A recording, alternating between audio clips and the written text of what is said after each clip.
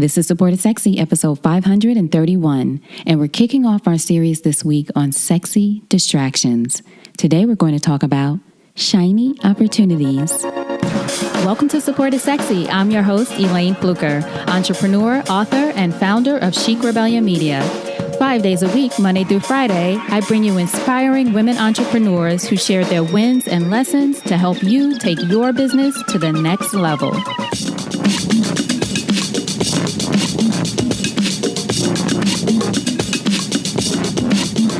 Here we go.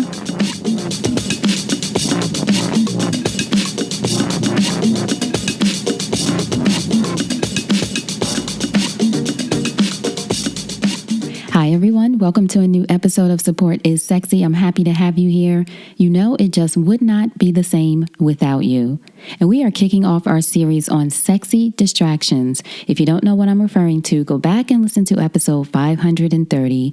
I talked about a very strong poignant moment that I had with my coach, Margot Geller, where she let me know that I was basically giving into some sexy distractions. My words, not hers, but make sure you go back and listen to that. But this week, I'm going to talk about a few of those distractions after doing some self-reflection that I have either allowed myself to be drawn by recently or something that has drawn me in the past. And I thought, let me share this with you all so you can do a little check-in. You know, you have to do a check-in once in a while and see if your distractions are getting the best of you.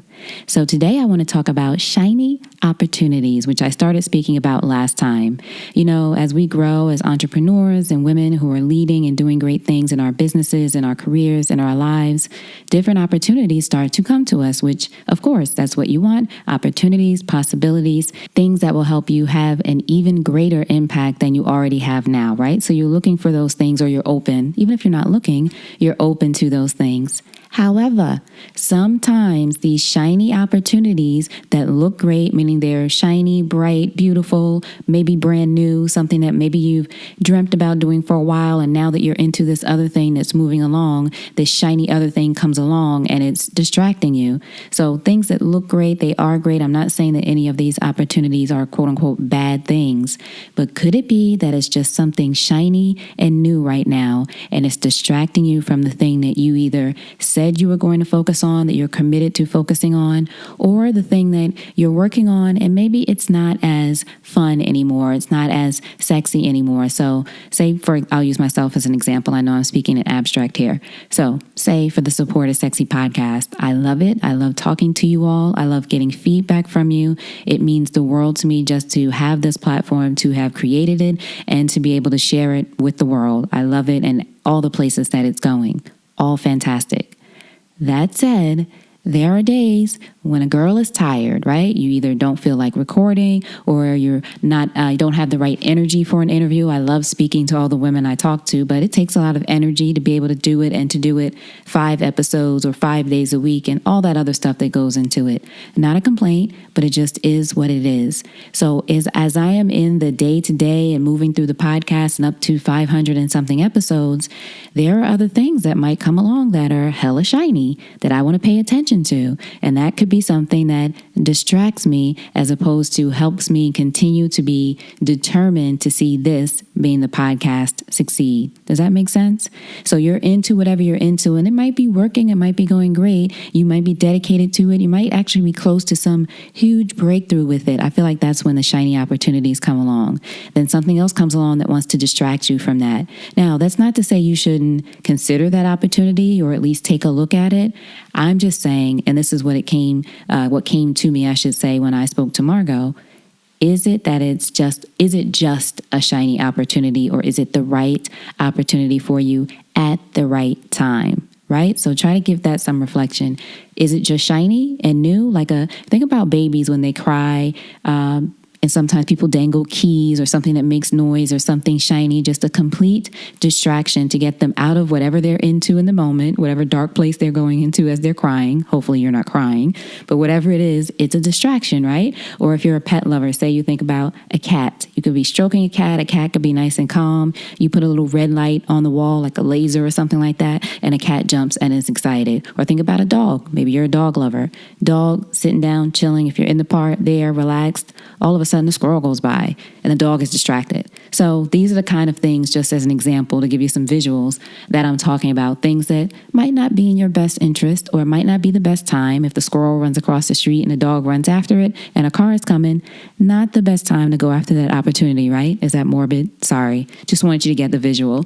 But just think about it. Is it just a shiny opportunity? Or another thing to consider, is it a shiny opportunity that just feels good to your ego? So sometimes things come along that really stroke our ego, that we think, oh yeah, I should do that. I should go after that. I can do that. And it might be something completely outside of what you either said you were going to do or what you really even want to do. So sometimes your ego causes you to go after those shiny opportunities too. So give that some thought as well. You got to be honest with yourself about that. So are you going after the opportunity just because it's shiny, because it'll feel good in the moment, because it's taking you away from something that may have become mundane just because you're doing it day after day after day, and you're building and having that compound effect? A book I'm listening to right now that's excellent. Make sure you listen to that. The compound effect, though, takes lots and lots of little steps over and over and over again, which can get not dull, but not as shiny as something brand new that you want to pay attention to. So again, do a check-in. Think, is this a sexy distraction, just a shiny opportunity? Is it, though, right for me at this time? Or is it going to distract me from something that if I put my complete energy to, because that's what it's all about, right? What you put your energy into expands. If your energy is spread too thin, just like your time, your anything is spread too thin, you're not going to have as great of an impact. And trust me, I know how difficult it is sometimes to hone in on one or two things, to let some things go. I'm kind of going through an evaluation of that. That's why we had that conversation, Margot and I, talking about what do I really want to focus on? What can I put aside right now? How do I need to adjust things, and so on? So I get it. I know how it is. But are you spreading yourself too thin as far as your energy? Or if you really hone in and become obsessed and focused on the thing you really want to achieve or experience or make happen in your life or someone else's life or the audience that you're reaching, whatever it is, if you focus on that and put blinders on so those shiny opportunities don't blind you, you can consider them in a different way. They don't blind you. Is that something that, well, it is something you can do, but will you do that and consider that so you can avoid those sexy distractions? All right, so I hope that makes sense. I know I went a little all over the place with the different ideas and examples, but obviously you can tell it's something I'm considering, and I love to share with you all things that I'm considering and how it's going through my mind at the time, even if I talk it out as I'm recording a podcast episode for you. In any case, let me know what you think. You can reach me at Elayne Fluker at Support is Sexy on social media so everyone can be a part of the conversation. I love the emails as well. Social media is great though, because again, everyone can see it and we can all chat about it. So reach out, let me know what you think, leave a review, let me know what you think. Most important, make sure you're aware of those shiny opportunities and whether or not it's right for you. And until we chat again, don't forget, support is sexy, and having it all doesn't mean doing it all alone. And I'll talk to you soon. Take care.